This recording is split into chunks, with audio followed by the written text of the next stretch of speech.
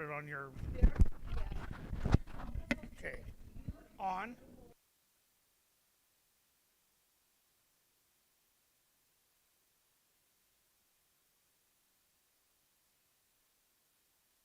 Real lightly like that, and it'll come back and be green and be on.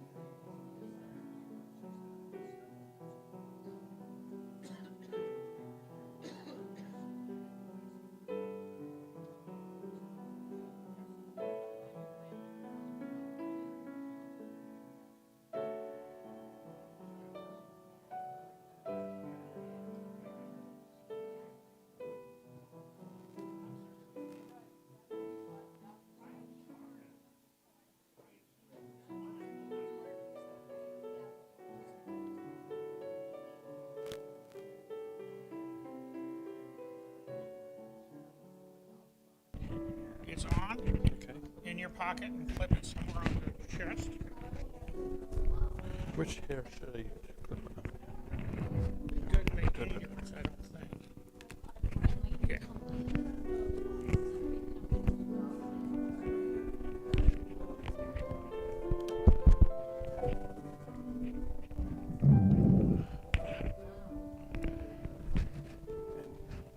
And Terry, to neutralize this, should I just shut it off or what? Okay, so it's on now. Yes.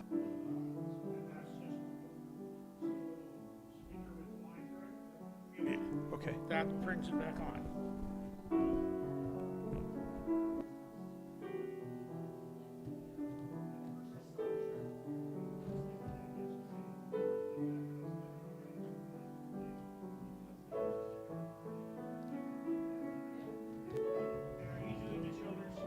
Yes. All right, make sure you have that on. Absolutely.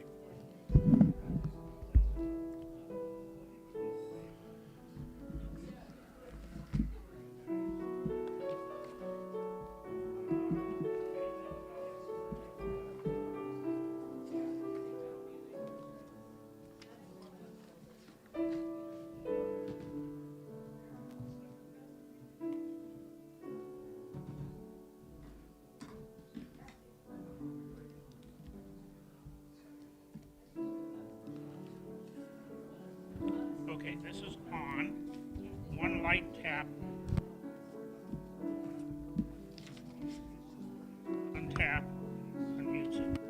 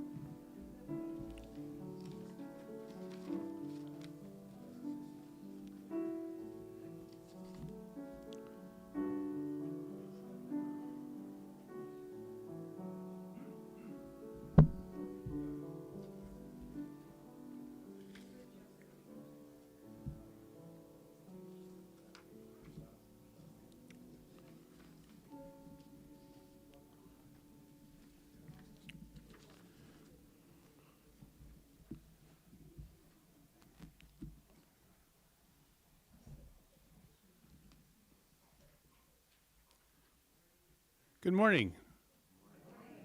Welcome to All Souls Unitarian Universalist Church. My name is Kevin Kolb. I've been around here a long time. And I want to welcome all of you I've seen around for a long time, those of you I've met today, and everyone in between. And and those of you who I don't know that well, I hope to get to know better in the near future. And reminder, you are welcome here. Again, whether you've been here a long time or no matter what Pantone color your skin, your hair, your shoes are, you're welcome here. Whether you're more on the taste great side or the less filling side, you're welcome here. If you're a dog person or a cat person or somewhere in between and have both, you are welcome here.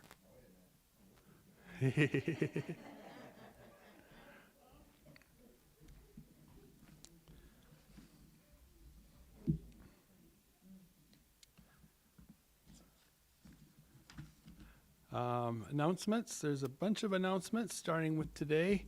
Dawn Marie Johnson from the Sioux Falls School Board and her daughter Rain will be speakers today, talking about school and education and all our kids. After the service, we have coffee downstairs and social time, and this is the birthday cake Sunday, so we're going to acknowledge and party with all the folks who have birthdays in April. This is for them, so be sure to have some birthday cake. And if you want to acknowledge yourself as an April birthday person, you can do so now, or you can do so later, or you can pass it along. Happy birthday. After about 15, 20 after 11, we will have a circle discussion up here where we can talk with our speaker and possibly continue the topic. Let's see. Also, our service today was preceded at 9:15 by meditation downstairs. That's every Sunday. And last but not, let's see. Oh yes, and we also have child care and spiritual education for the kids downstairs, beginning after our message for all ages. So that's about a quarter of the way through the service. Okay. Announcements. We'll start with downstairs in the Eliza's kitchen. There's a bulletin board with snowflakes. Probably the last remaining snowflakes in the city of Sioux Falls, which is fine with me. But those snowflakes have chores on them downstairs. Chores little things that you can do to help the church out, keep it clean, keep it kept up, and to help out. So if you're looking for a deed, you need to feel more involved, or you just want to help, check out our bulletin board.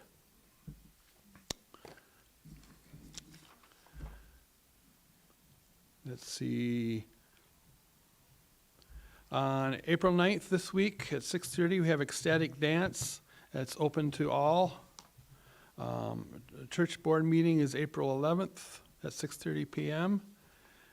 And on April 13th, Saturday morning, we have church cleanup. Starts at about 8:30, runs till about 10 o'clock. Also, this is election week. If you see a bunch of cars around church on Tuesday, well, All Souls is a voter location, a polling location for this, for the city and school board election.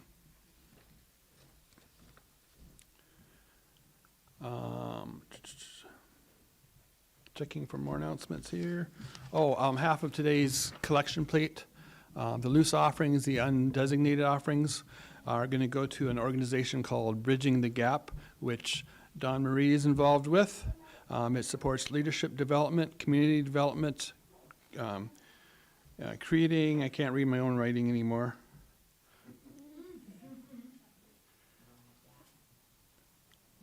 creating opportunities that elevate Sioux Falls and surrounding communities. And they do have a website, it's called bridgingthegapsd.org. The ALSO's communications team can use more volunteers, whether you like to deal with computers or video or websites or Facebook or sound or getting our programs on YouTube, or you want to learn how to do some of those things. You can talk to me, Kevin Kolb, you can talk to Terry, you can talk to JC. And we welcome you for that. Any other announcements? So, President John. Thanks, Kevin. We have our school board member here today to speak to us. I also would like to announce that we have a city council member. Jordan, would you stand up? Candidate here, and Jordan.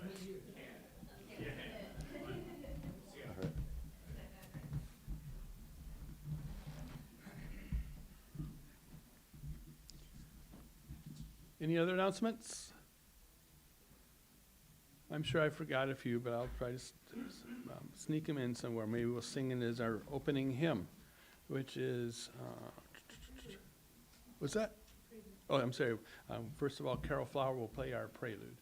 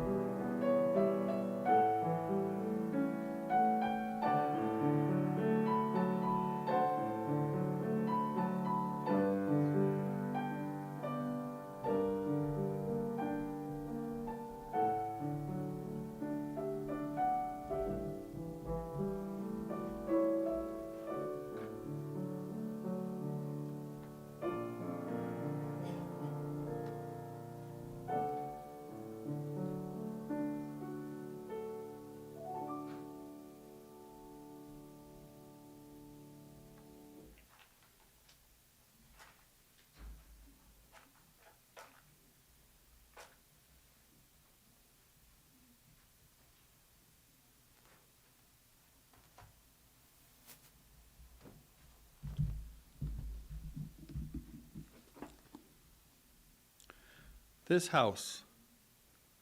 This house is for the ingathering of nature and human nature.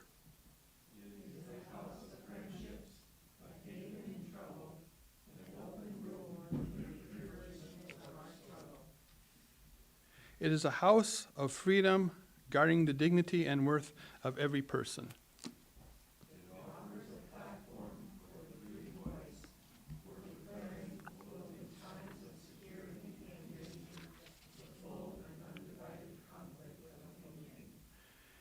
It is a house of truth-seeking, where scientists can encourage devotion to their quest, where mystics can abide in a community of searchers.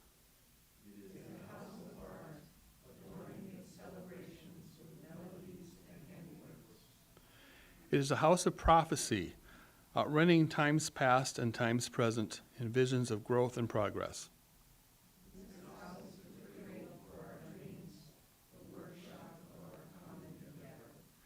These are words from Kenneth L. Patton.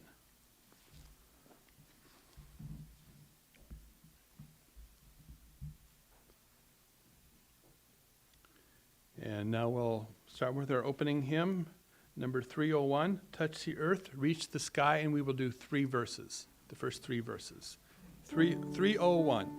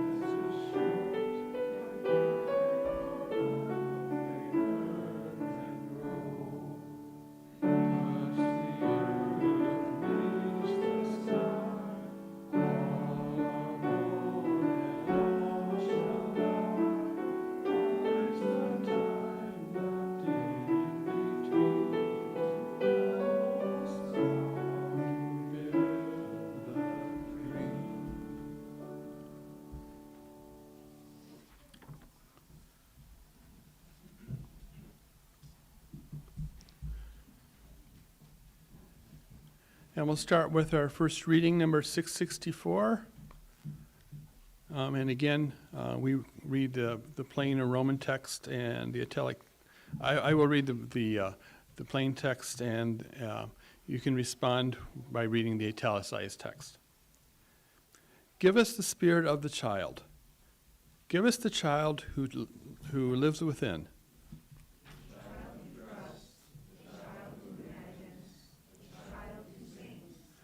The child who receives without reservation, the child who gives without judgment.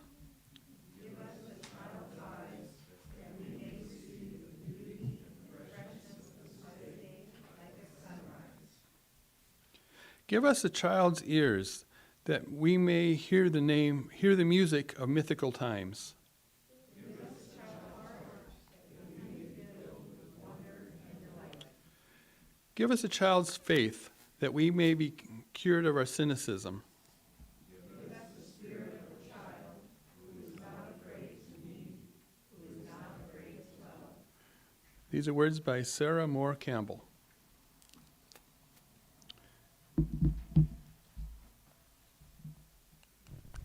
Good morning, can you hear me?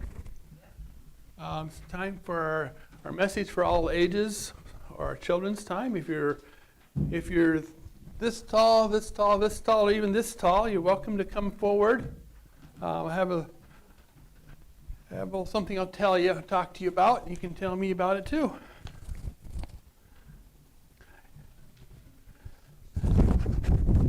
I meant to find a school bell, but I couldn't find a school bell. But I was going to go ring, ring, ring, ring, ring, ring. So, because our talk today, our grown-up talk today, is going to be a lot about schools, because we have school board member Dawn Marie Johnson speaking today, and she helps make big decisions about the schools in Sioux Falls. So do any of you go to school? If you don't go to school now, do you think you're going to be going to school sometime in the future? Are you going to go to school?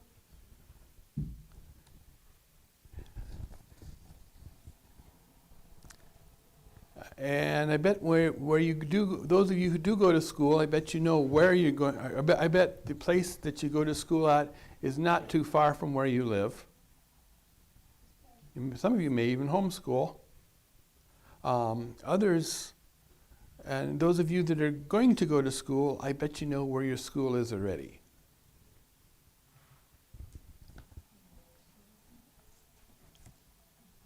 Did you know that a long time ago, there were not schools all over, or for any child to go to? It was a big deal to get to go to school for some. In some parts of the world, though, even today, many kids still may not have schools they can go to. A long time ago, even longer than me, when America was a new nation, 200 some years ago, there were not many schools. Most of the schools that were around were tied to particular churches. So if you wanted to go to school, but there wasn't a school that taught about your church, you might have to learn about somebody else's church and not your own. Maybe like today, you could also homeschool and learn things at home. We are in a church today, aren't we? Also as Unitarian Universalist. That's a lot of big words. But Unitarian Universalist is a kind of church. Back 200 years ago, there was a little boy in Massachusetts. This is when he was growing up. This is what he looks like. But his name is Horace Mann.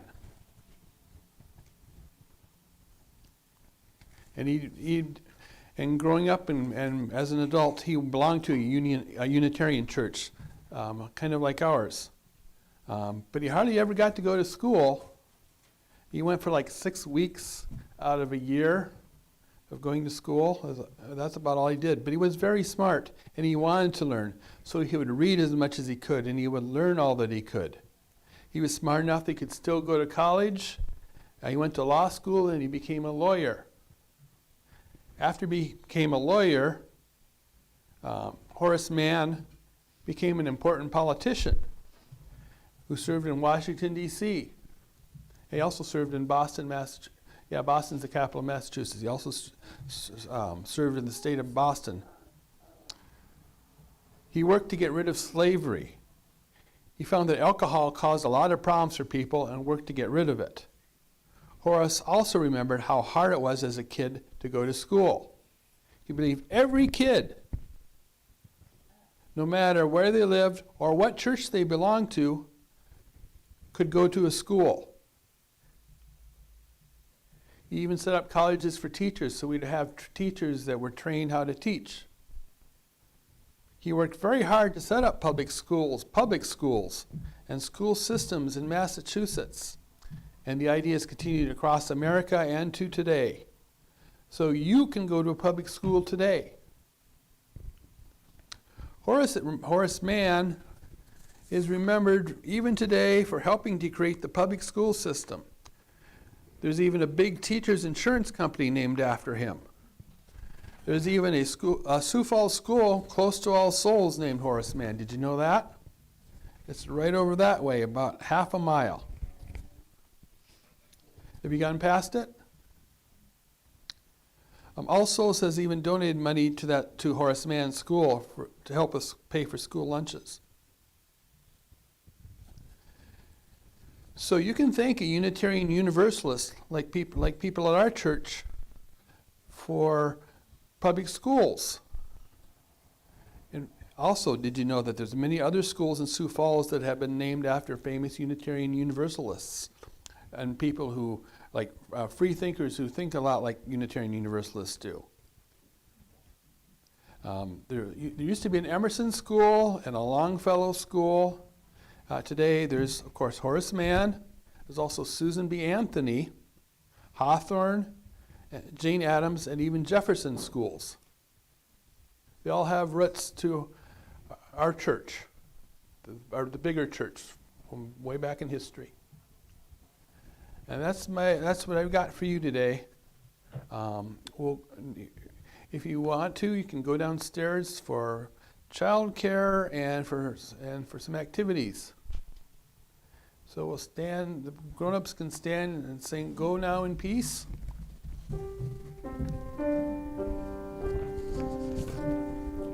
Go now in peace, go now in peace. May the spirit of love surround you everywhere, everywhere you may go.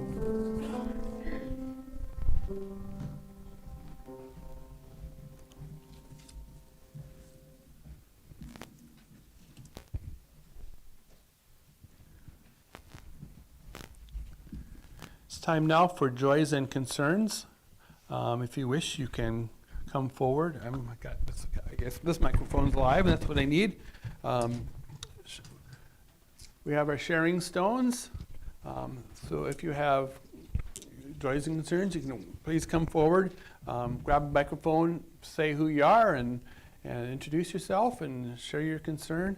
And then what we do is we put a rock, which gratefully somebody has added water to our bowl today. I'll just start with a rock, stone, a sharing stone, just to say it's good to be here today.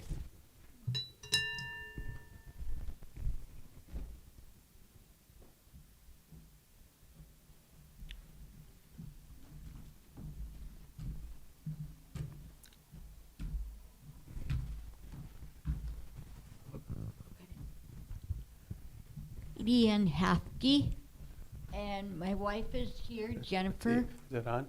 Oh, Okay, I'm sorry, go ahead. okay, my name's Edie Ann Hafke, and my wife's over there, Jennifer Havlick. And I would like to share that that I got a thought and prayer for the family of Tim Albers, who had died last April 4th. So, and I don't know what but that's okay. Just that he's gone up to visit, to be up in heaven. So, and I'm thinking about his family and all that good stuff, and his friends too. That's all over probably.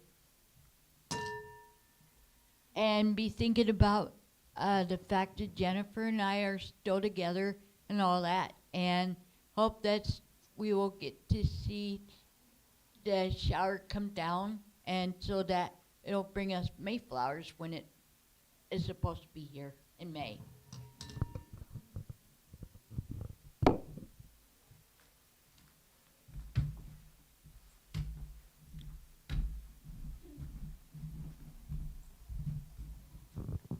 Hi, I'm Liz. I have a couple joys.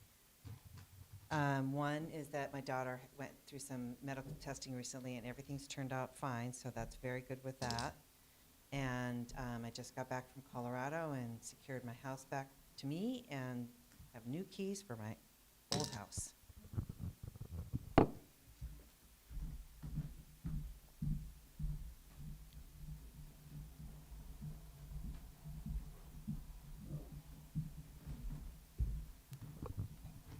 Good morning, I'm Eric, and it's a joy and a note of thanks.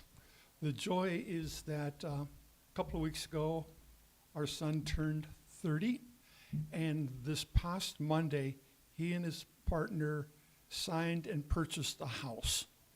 And so a 30-year-old diving in and purchasing a house, to me, it's thanks for the millennials, Gen Xers, Ys, X, Ys, and Zs, stepping forth and taking part in our society. They are going to become our future.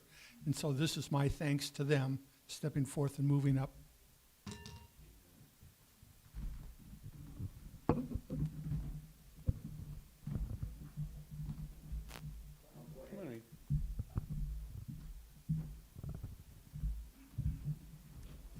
My name is Rain, and I am grateful for is I I got to spend time with my friend this weekend and that I'm here. Thank you.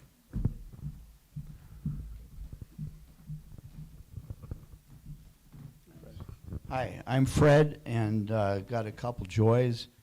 My son finally got married again last night after 7 years with his girlfriend, and so I acquired 2 new grandsons.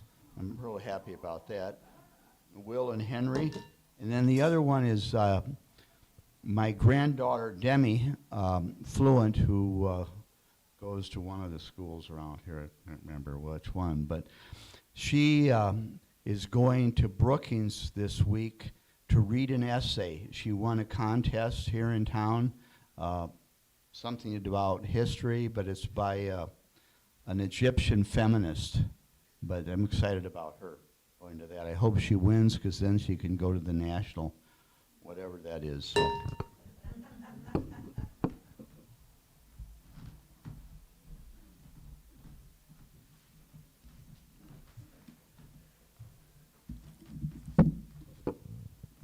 Hi, I'm Scott.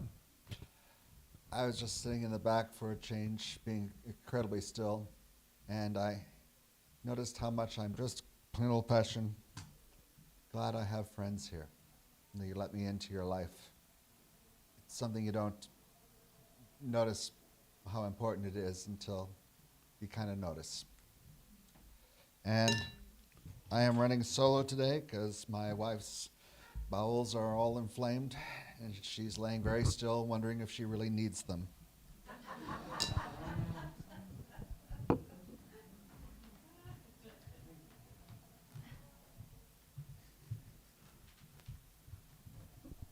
Hi, my name is Dan Reiki, and I have both a joy and a sorrow. The joy, as you probably will guess, is the ability for JC and I to play music at various nursing homes.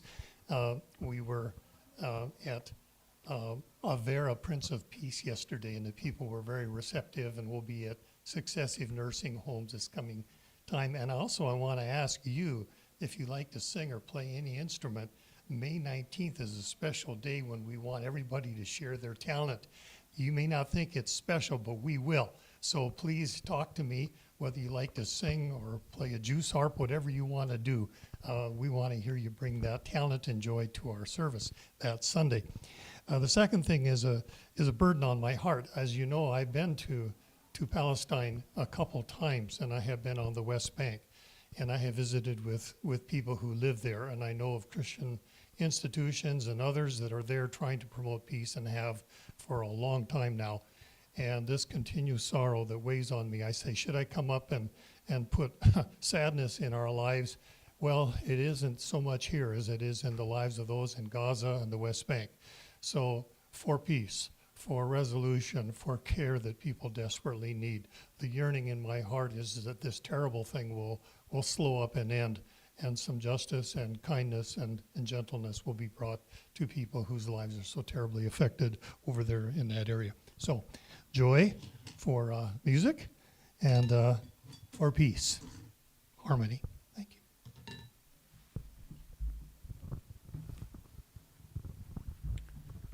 Thank you, all of you.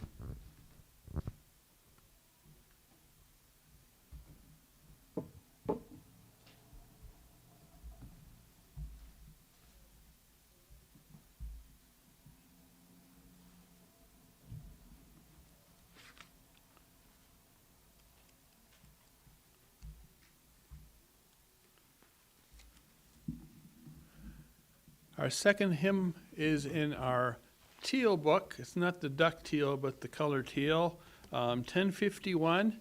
And it is sort of like navigating 41st Street during when it's under construction. Alan's going to help us navigate through the cones to get through the song in the right order.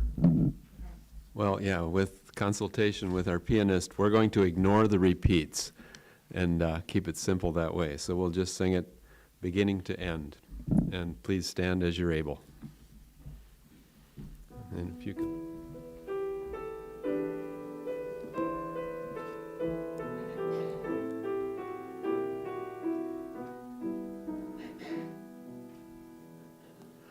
For each child that's born, a morning star rises and sings to the universe who we are.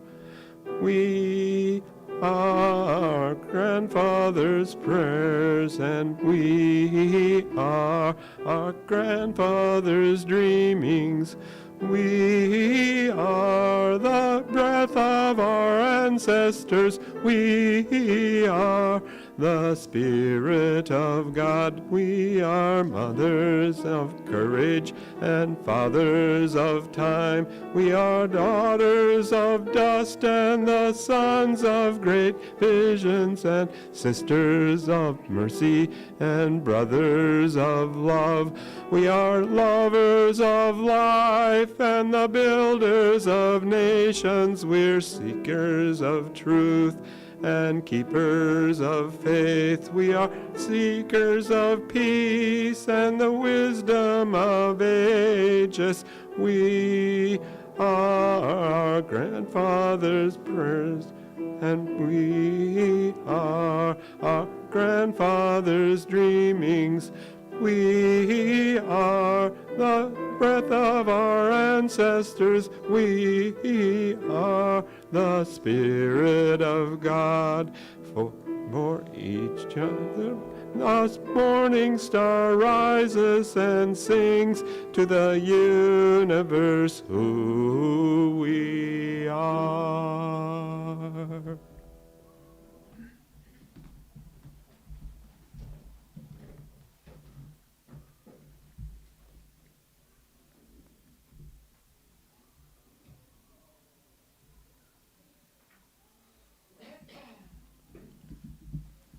Our second reading is number 649.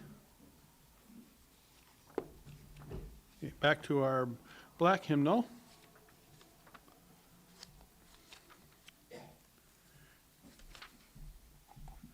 This is a responsorial as well. This is called From Generation to Generation by Antoine de Saint-Exupéry, and I'm sure I did not pronounce that right, but I tried.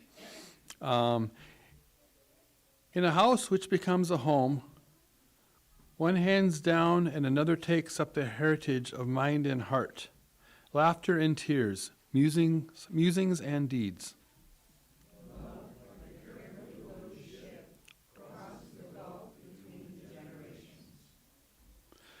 Therefore, we do not neglect the ceremonies of our passage, when we are wed, when we die, and when we are blessed with a child.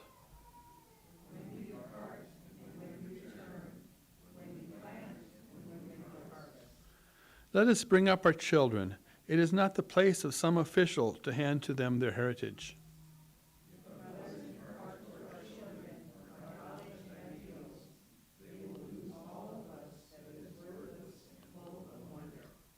Let us build memories in our children, lest they drag out joyless lives, lest they allow treasures to be lost because they have not been given the keys.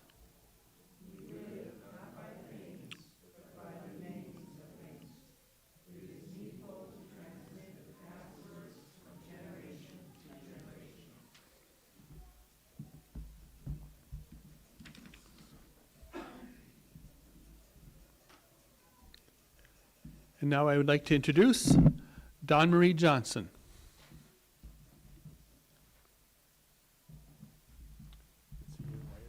Otherwise this is on. Oh, yeah, I might just use that then. Probably don't need this. Sorry, is that okay, Terry? If I just use this instead? Is that all right? Okay. Well, if I move around, I'll turn it on. Well, good morning, everybody. Good morning. I know Alan has been trying to, where's Alan? Alan's been trying to get me here for a while. I've had the incredible fortune of working in the same space as Alan at the Axtell Park building. I started my career here in Sioux Falls, working at the Axtell Park building in the Joe Foss pod. For those of you who don't know who I am, I'm Dawn Marie. I'm born and raised from Waubay, South Dakota, which resides on the Siston-Waptin-Oyate Lake Traverse Reservation. So a majority of my life has been spent on my reservation and tribe. I grew up, I would say, in the church, St. Mary's Episcopal Church in Webster, and then St. James outside of Enemy Swim. My family would do both, and we would do the English version and we would do the Lakota version, and I would get to drive back and forth in my grandma's giant station wagon and not be buckled in the back seat and go from Webster and then to Enemy Swim and do both at the same time. And I didn't realize until walking in here how much I missed being at church. Just to be able to walk in and know somebody, to hear Jordan's here. I got Rebecca Kane downstairs, somebody that I love very dearly here, and it already feels like a safe space. And again, I'm just like, I'm rolling through the emotions right now of recognizing how much I probably needed this. So you might have come here to learn from me, but I'm already learning from all of you. And growing up the way I did, my mom worked incredibly hard. She had a in-home daycare in our house, and we had a very small trailer home. I mean, we lived on the south side of the tracks of Waubay, generally where all the housing houses were. I mean, if you know, it's those little brick houses that everybody can picture. And she always worked really hard to keep me involved in community. And as an adult, I'm recognizing now why she worked so hard to get me to feel passionate about something.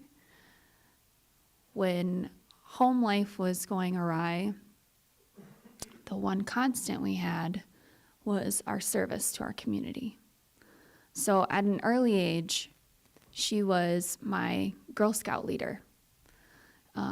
By kindergarten, she had me involved in adopting a highway, picking up trash, going to a nursing home, bowling, making poppies to put into our boards for all of our veterans, pennies for a cure for American Cancer Society. She always had us doing things, not realizing that it was a cover of the realities of my family. Unfortunately, my family was subject to the boarding school era, and if you're unaware, there was an era where Native children were taken from their homes and put into boarding schools, and they didn't have a choice. And I didn't learn about this till years later, that my grandma and her siblings, she had like 15 siblings, they were all divided up to different boarding schools. And the implications of that were grown adults who didn't have the proper way to process trauma, which led to a lot of vices, which led to having children that maybe were brought up into this world without parents ready to parent. And then the implications of that would be, my mom took it one direction where she didn't have a connection with our culture, but she took a firm stance against alcohol and drugs because that's what she was exposed to as a kid. And the other half of her siblings succumbed to some of that. So with that, her dedication to, again, service, dedication to going to church, her dedication to ensuring that I had a great education in Waubay, led me to be a really passionate community giver. And there was a moment when I was in second grade, my mom and I, didn't realize that I was deaf, like the entire first portion of my childhood. I would come home super frustrated, have a bunch of homework, and she'd be like, "What were you doing all day?" Like, what was going on? And she come to find that I didn't hear a single thing the teacher was saying. And I would have all this pile up of homework and super frustrated. And I remember getting home and just being so tired because my brain was overworking. I was trying to listen, I was trying to engage, and then I would have all this homework that I wouldn't finish, and I would come home to a bunch of kids and a bunch of poopy diapers because she had a daycare and I'd be overstimulated there. And then I would have to sit down after eating. We always ate at our dinner table, and then I'd have to do my homework. And she'd have to sit next to me after her long day and my long day, and she'd have to reteach me everything that I missed that day. And I had went up until 5th grade of doing that with her, struggling with her, fighting with her to get through school until they finally realized, ooh, she might need some help. And we ended up getting an amplifier for my classroom, and then I started to see a specialist, and then we had me on a trajectory to be able to have surgeries to help support me in correcting my ear. So after several surgeries and several nights crying and screaming at my mom and her having to reteach me after her long days, by the time I hit 18, I was able to finally hear a little better, and it didn't become such a struggle. But within that, I learned a lot of different ways to study, which helped me later in life. And I wouldn't trade it for the world, to be honest, having that experience. I wouldn't trade it because it made me really appreciate education. It really made me appreciate the teachers that would take the time to recognize that I was struggling. I had a coach that I speak very highly of, Mr. Ryder. Whenever I was going through something or he knew there was some family struggles going on, we would spend hours in silence and I would just be shooting. I'd be shooting threes, going around the world in silence, and that's how I processed a lot growing up, was doing that. Unfortunately, at the age 16, my dad was diagnosed with cancer, and his junior year, I mean, what a weird time as a kid. And again, I'm just like finally able to hear, I'm involved, I'm super active in the community, still life happening, family stuff over here, but I was just told to show up and put a smile on her face, and we just kind of pressed everything down, and you just did the thing. And then my dad gets diagnosed with cancer, and the day he died, I went and played a volleyball game. And the next day, I went and played in a band competition because we just stuffed that down. And I now am recognizing, again, the value of the people within my school, within my community, within my church. Without having those support systems, I don't know if I would be here today, to be completely honest. And there's been a lot of reflection. I just turned, what year is it? I just turned 34. Gotta count. And I've taken a lot of time to unpack why I am, why I appreciate what I appreciate, why I value what I value, why I'm so into ensuring people have a chance. And it has a lot to do with how I grew up. It has a lot to do with the people I was surrounded with. I'm a first-generation college student.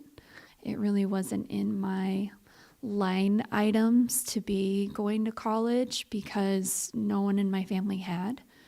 The one good thing that I've taken from my dad's death was that he was, and that's funny to say out loud, but I swear I'm coming around to it. The later end of his life was spent in Vermilion, and he was a janitor for a couple churches. And so when I'd go visit him and he'd be going through treatment, we would take walks together, and he'd have to carry some of his stuff with him, and I'd be walking, and we would walk the campus. And 16 years old, again, never thought about going to school. Like, really, I was just shooting for graduating and then maybe working at Enemy Swim Day School. I really didn't know.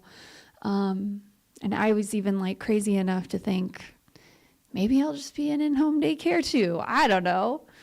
And we walked the campus together, and he had some really cute football player neighbors that I grown to appreciate as a 16-year-old girl. And I was like, this isn't so bad. This seems like a fun place. Like, I could probably do this, right? And he had never really thought of that either for me because I never really said anything about it. And that was one of his dying wishes for me, was that I go to school. Just try. He's like, it's okay if you don't finish. Like, he didn't put any pressure on me. He didn't be like, oh, I'm dying, please fulfill this. There was never anything like that. He's like, just try. You have one life to live. Just try it. If you don't like it, that's okay. And so I ended up going to USD. I had never really left home like that. I had never, again, thought of leaving home. And so it was a challenging time, but again, I found community. I found community in my Native Student Services. I found community in playing rugby. Some fun fact about me, I was a rugby player. And that became my new family. That became my home away from home. We couldn't really afford for me to drive back and forth from Waubee to Vermilion, so I worked. I worked at CESDAC, supporting mentally and physically disabled people and young ladies. I had a lot of young ladies that I would be able to do life skills with, which was like one of the best jobs I've ever had. And that's how I supported myself through college. And without knowing what I was getting into, I signed up for a service trip my freshman year. So I'm 18, almost 19. I signed up for a service trip to Africa. I had never been on a plane. I had never really traveled like anywhere. So my first plane ride was a hop, skip, and a jump to Africa. And my mom, you can ask her, she had watched a really terrible movie. I think it was called Taken. And so she's like, don't watch it. Whatever you do, don't watch it, because this is what I think is going to happen. I'm like, oh my gosh, this is like traumatic before I even go. And despite all that, I signed up and I still decided to go and hopped on my first plane ride. I had planned on staying an extra 2 weeks. So I was going to spend a full month there. And we were going to be at schools, we were going to be at hospitals, and we just volunteer our time and be helpful in any way, shape, or form. And I had a advisor who was going to stay with me the extra couple weeks on top of the class. We get on the first plane. I'm looking around. I see a couple friends that I had just met because there was a lot of area college students that were going, so I didn't really know anybody. But I knew the one professor that was coming with. And looking around, I'm like, oh, we must have not got sat anywhere close. Okay, so we land in Chicago for our international flight. We get off to get on our international flight to Germany. She's not anywhere to be found. She had a panic attack before our first flight, and now I'm going to Africa for an extra couple weeks by myself. And this was in 2008. So there was like you couldn't bring your cell phone with. When I finally landed in Africa, I had to for real dial up to call my mom to tell her what was going on and say, I'm going to be here alone for 3 weeks. Can you help me get back with the rest of the group? And I'm freaking out, but I tried to make the best. I did make the best of it. And this is honestly was not where I was going with anything, but it's just I'm super reminiscing right now. But something that really struck me on that trip was their education system and how grateful their kids were to be at school. That sits with me today. I think about it often.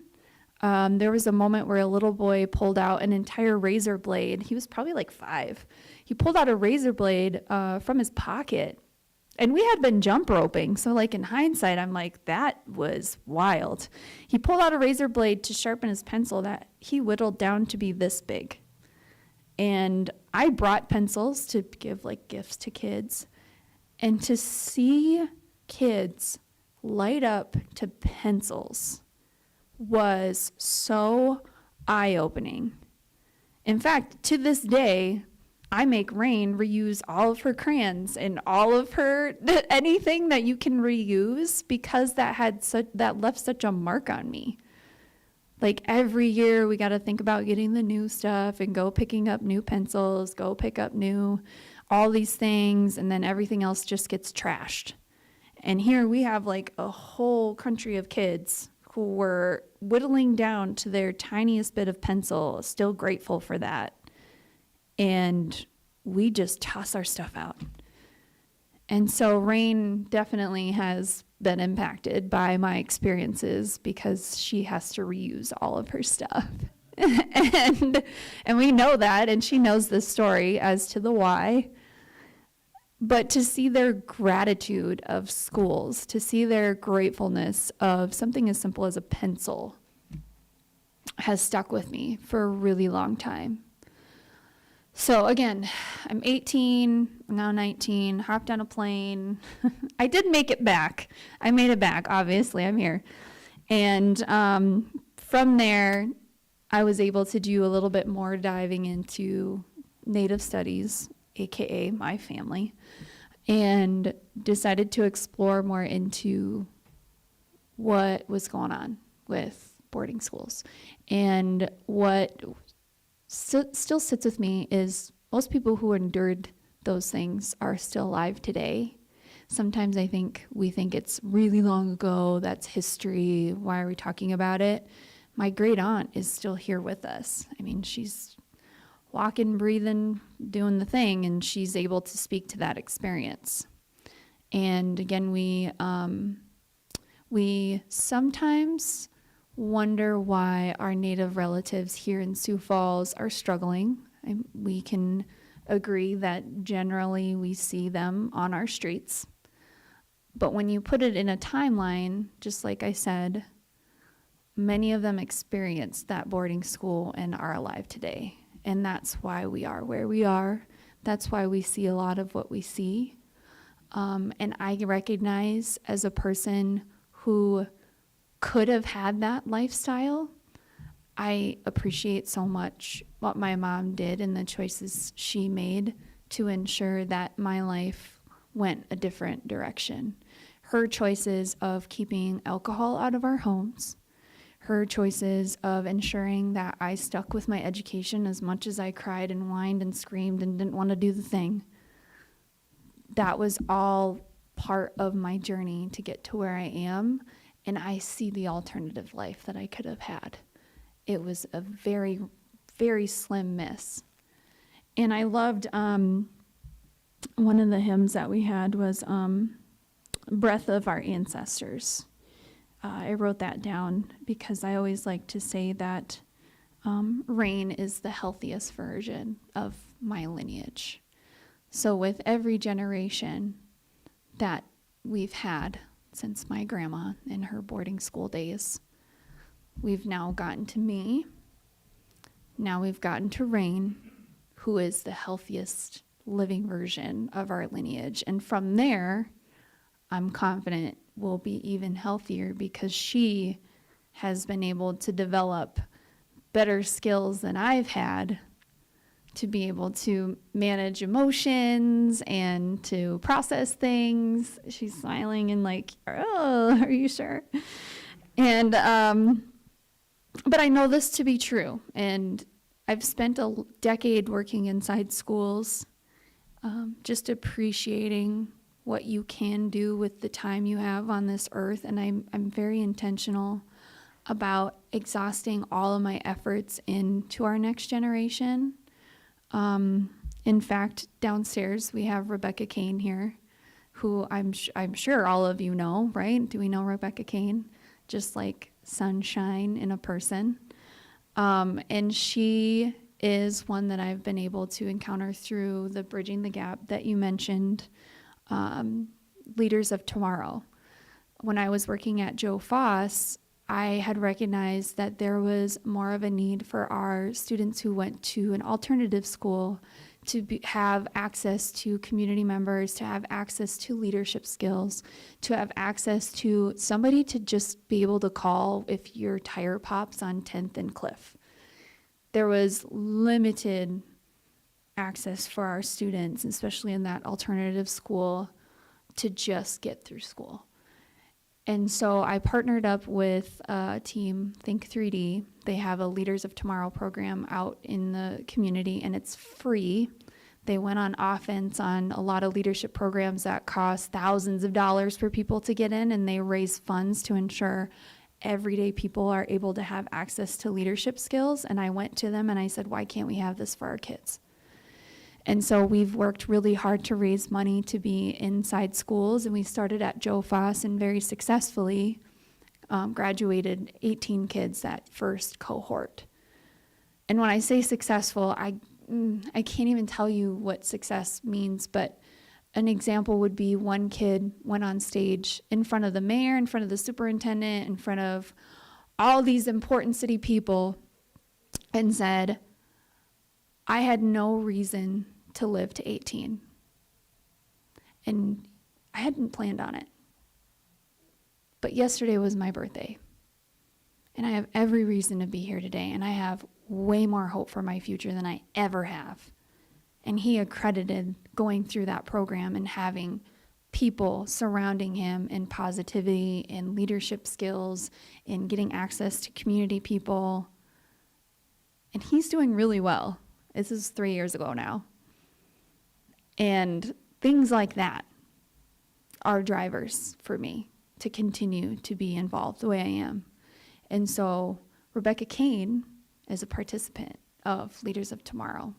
After the success of Joe Foss, Axtell Park, we branched out into Jefferson, Washington. Now we're at Roosevelt. And we've even touched lives at Access 180, which is a place for homeless youth. So there's a lot that I can say. I could probably go on for days. I just have such a deep love and caring for people. And I don't want to just say it, like I want people to see it. It's not just our words, it's our actions, right? And that's a lot of what I learned being inside of the communities that I've been able to be inside of, whether it's my church, whether it was my Girl Scout troops, whether it was my Native Student Services, my rugby crew, my family of teachers at Joe Foss. Our actions matter, and if we're not taking control and recognizing some of the hurt that we have in our city, we could turn into a city that we don't love. And so I spend every last ounce that I have to ensure that Rain and other kids like her have the appropriate opportunities and access that they deserve. And I spend a lot of time with younger people, and what I love about them, if they don't like me, they tell me. And we move on. It's different than hanging out with adults. But I say all I say, I'm very proud school board member. There's a lot of work we can do. There's a lot of work we will do. But Rain is a product of our school system, and she has something that gets practiced within her school, and I thought it'd be really neat for her to share it, because when she told me about her pledge that they do every day at school, like, I was in tears. This is, again, something I feel every kid deserves. The Rebecca Kanes downstairs Lebanon kids deserve. So I'm going to invite Rain to come up and share. And then I probably took up way too much time. So we'll end with Rain's beautiful pledge. And then we'll be around, I think, to chat a little bit more. Is that how that works? Yeah, we'll have social time, and then we'll regather here about 20 after. Very cool. Okay, awesome. So I'll let Rain finish us out. Okay. My name is Rain, like I said earlier, and I go to Rose Parks. And in 3rd grade, I had a teacher that we would do like the regular pledge every day, and then she made her own pledge that I'm going to tell you guys right now. So I'm going to have you guys copy me. So it's, I am somebody. I am somebody. I was somebody when I came. I was somebody when I came. And I'll be a better somebody when I leave. I'll be a better somebody when I leave. I am powerful. I am powerful. I am strong. I am strong. I deserve the education that I get here. I deserve the education that I get here. I will make my teachers, I will make my teachers, myself, and my classmates proud. my classmates proud. And that's it, but I really liked that pledge because Yeah.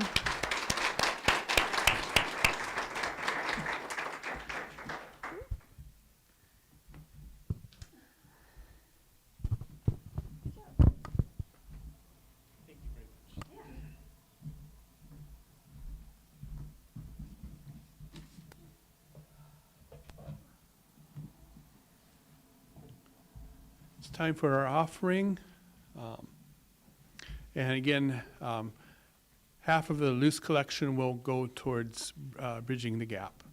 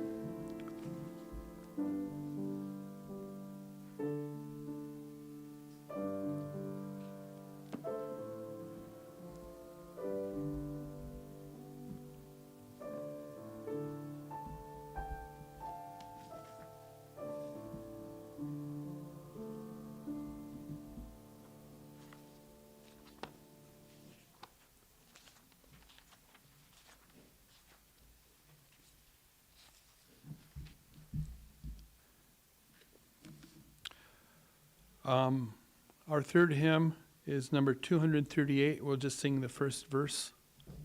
Within the shining of a star. 238.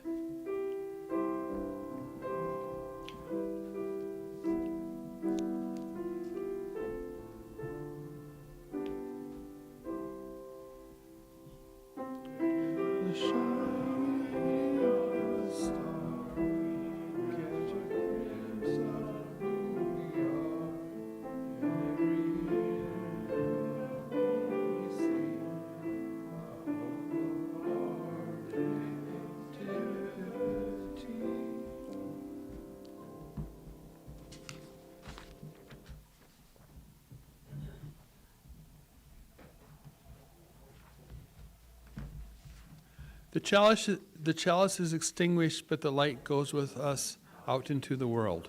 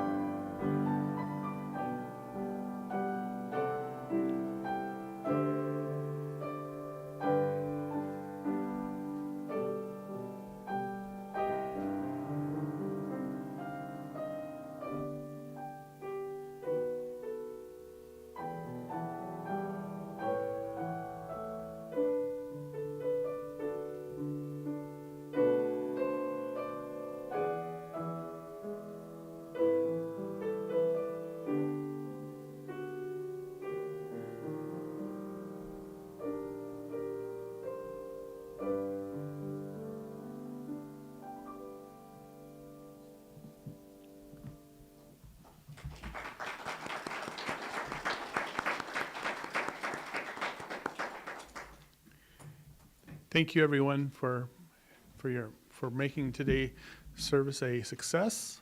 And again, I invite you to join us downstairs for coffee and birthday cake. And those of you who wish can gather up here at about 11:20 or so. We'll announce that downstairs as well for conversation with Dawn Marie. Thank you.